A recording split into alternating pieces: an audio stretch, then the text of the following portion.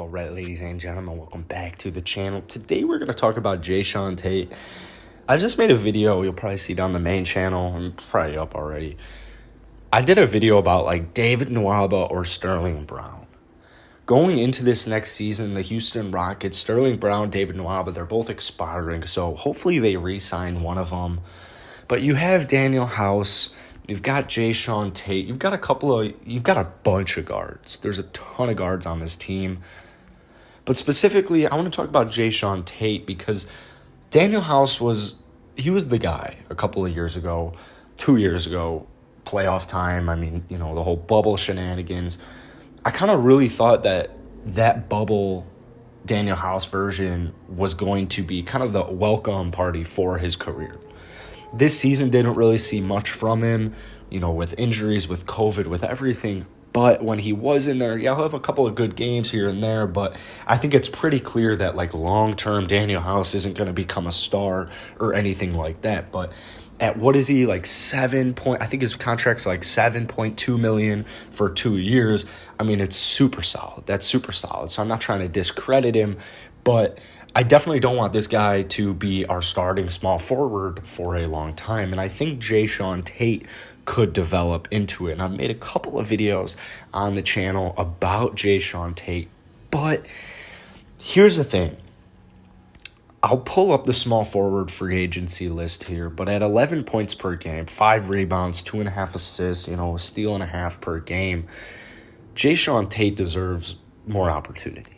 He's gotten his three-point percentage shot up to 30%, which sounds horrible, but considering the way he started the season and the way his whole career has been, 30% three-point shooting in the NBA as a rookie, it's fine. That is just fine. He only takes 2.5 per game. That's just fine. I mean, his field goal percentage is 56. He shoots 61% when it's not a three. He'll be just fine.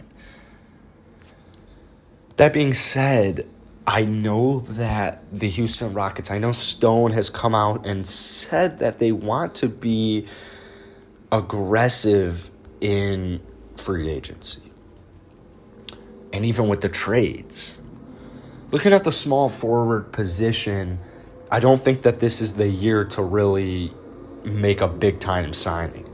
Unless you can get Kawhi Leonard, which I see a lot of people saying Kawhi's going back to LA. Personally, I see LA flopping this year. If they flop this year, I could definitely, and I just honestly think Kawhi would leave if they get completely embarrassed. Because if that doesn't happen, they need to figure something out. Because it's Paul George, that whole duo isn't going to work. It's not going to work. They're not going to win the championship. But if they do, I will be wrong. I will be completely wrong. And that will be awesome because I really want him to finally do it. But you look at the small forward position. I mean, outside of Kawhi Leonard, there's not much there. I'm definitely not paying Otto Porter Jr. any money. I mean, I've had enough of a headache the 3 years he was here in Chicago. I swear to God, I've seen Otto Porter Jr. play basketball 0 times in my life. I literally don't think I've ever seen Otto Porter Jr. play basketball, and I'm a goddamn Bulls fan.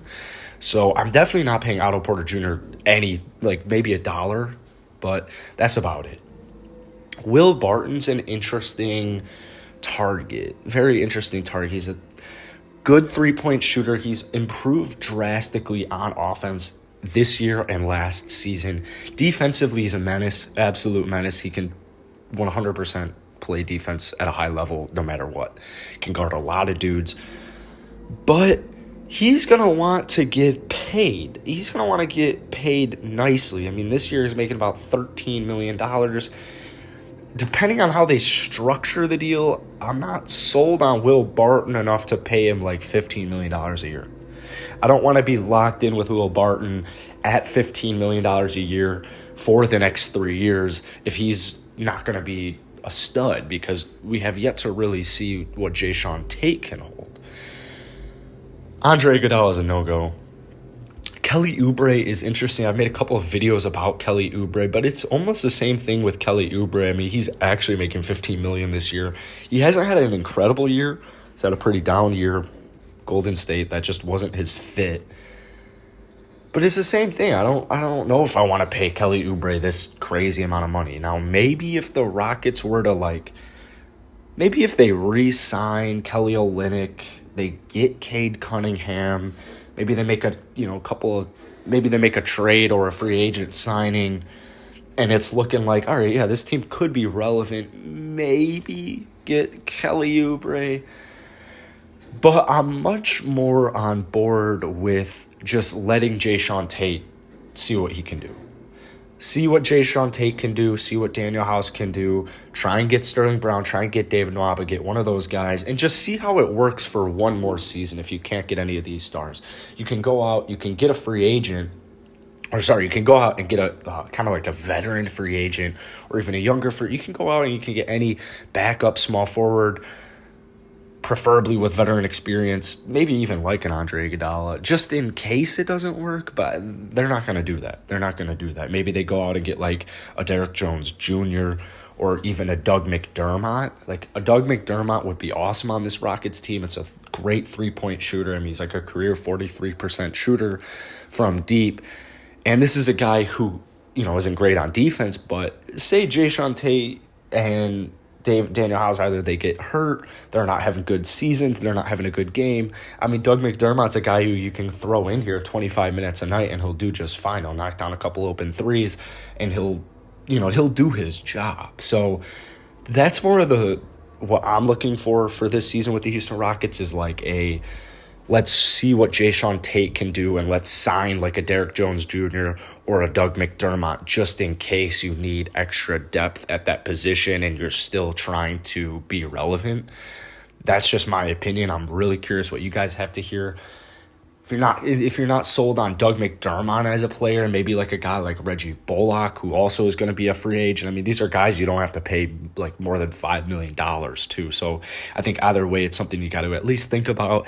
Even like a fucking Maurice Harkless. Like, how could you be Mo Harkless? Like, I would do that 100%. So let me know who you guys want the Rockets to get at the small forward position, whether they're on the roster right now, whether it's through draft, whether it's through free agency. Let me know in the comments below. Hit that like button, hit that sub button. I'll see you guys later.